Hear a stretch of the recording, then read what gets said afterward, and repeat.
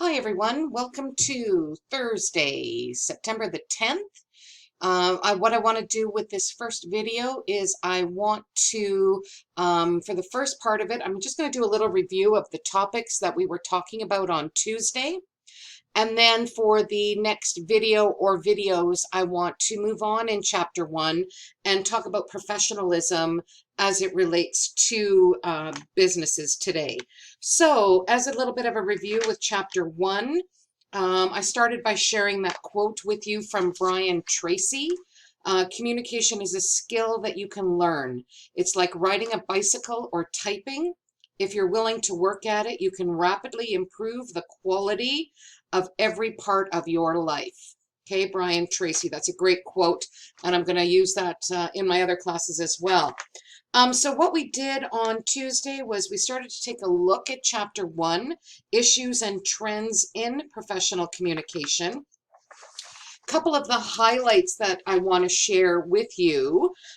First of all, we talked about businesses today and what are they looking for when they hire new people coming into the workforce.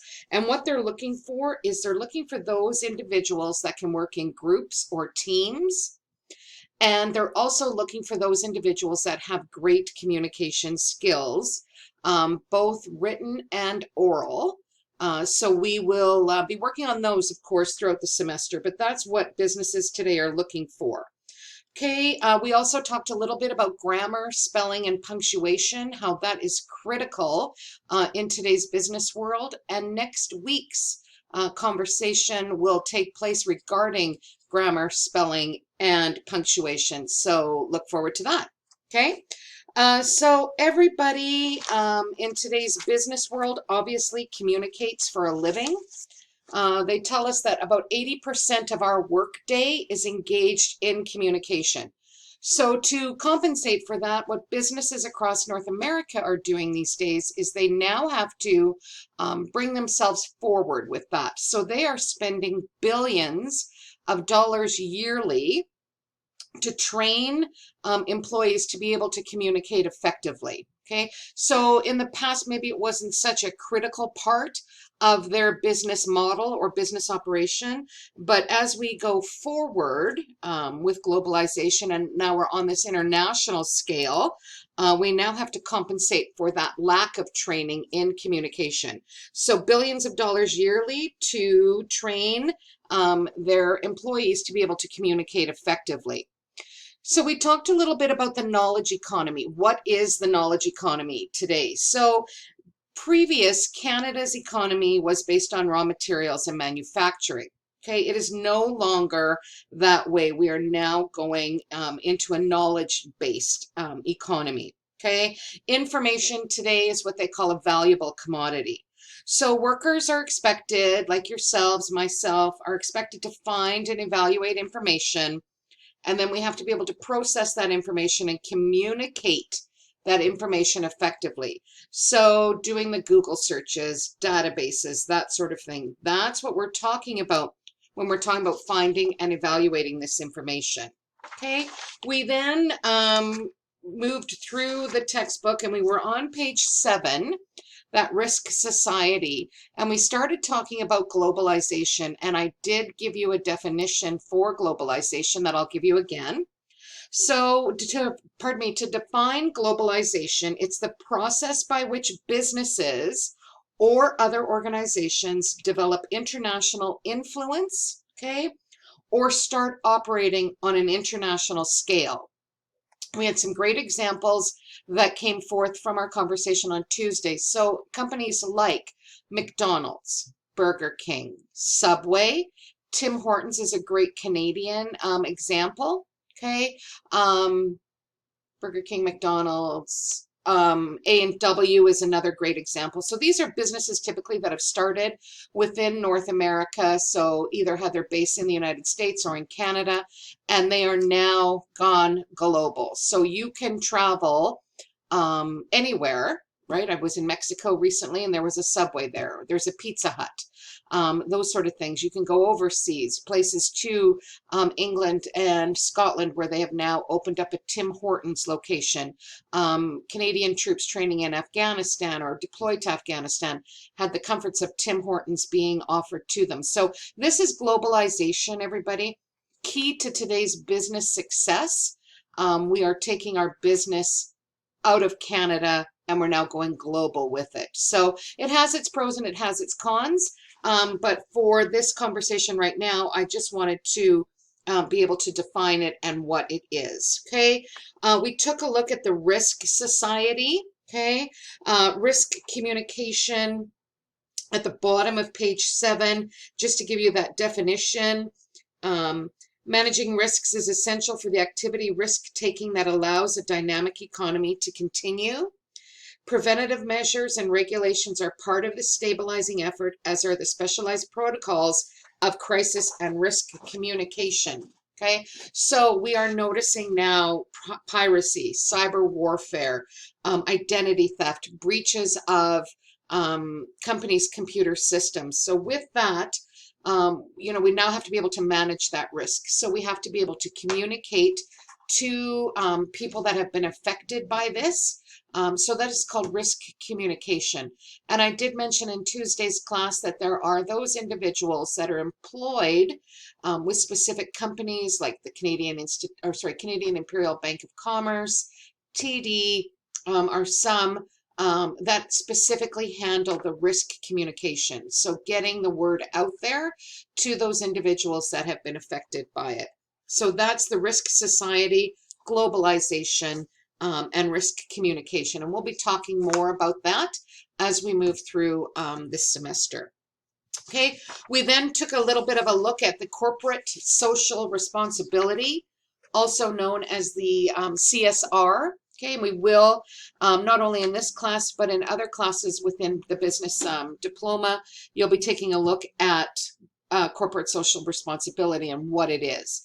So by definition, everybody, corporate social responsibility, it's a company's voluntary contribution to sustainable development through the support of nonprofit organizations and or the creation of socially conscious corporate policies. And I did give a couple of examples on Tuesday when we talked about the World Health Organization. What have they been doing? Companies like Tim Hortons, companies like Air Canada offer corporate social responsibility in the fact that they are offering something back to people. Okay, so these are big companies, big organizations that are dealing with corporate social responsibility. Okay, so it's that voluntary support. Okay, through a company where they're helping a lot of the nonprofits. They're creating a better life for people. They're helping those individuals that maybe are a little bit disadvantaged, whether it be sort of physical challenges, could be a community's challenges. These companies are coming together in order to support the people that are directly affected perhaps by their product. Okay, so corporate social responsibility, everybody, we will be talking more about that. We also talked about business on a global scale, and the one comment that I had made on Tuesday regarding this is that skills in intercultural communication are crucial when we're dealing with business on a global scale. That ability to be aware of other cultures, how do we communicate with them, how do we cohabitate in the same sort of community as them, how do we do business, with companies that might be operating out of China. I believe that was an example on Tuesday. We need to be aware of religious holidays, their customs, their food, drink, how to act in those types of societies if we're going to be successful on doing business on a global scale. So intercultural communications, that ability to be aware of different cultures and how to communicate with them, is also something that we're going to be talking about this semester. We also talked about more diverse employee base. So we were talking about gender, race, age, sexual orientation, physical abilities. we are now noticing in our culture, in our world economy, whatever you want to call it, that we now have a more diverse employee base. So again, how do we communicate with those individuals? We've got a lot of multi-generational businesses today where they're not just employing those that are in their 20s, 30s, or 40s, but we're also noticing a lot of people in their 50s, 60s, and 70s who are choosing or have to continue working. And what does it take to make that multi-generational workforce come together and work productively as a team?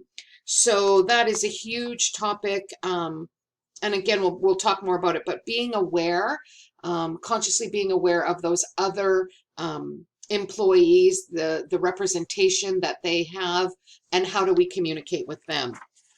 We touched briefly on that growing millennial and Gen Z workforce, where we talked about the millennials today and how they represent such a big part of our population, but they also represent a big part of our workforce today, and some of the characteristics that the growing millennials have, and how, again, do we come together and work?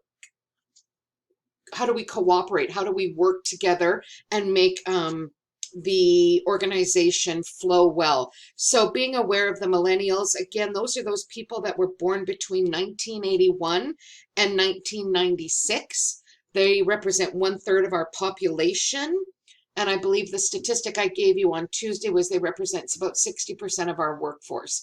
So they are a large chunk of the people that we're dealing with today, and we have to be aware of them and make sure that we're able to work with them.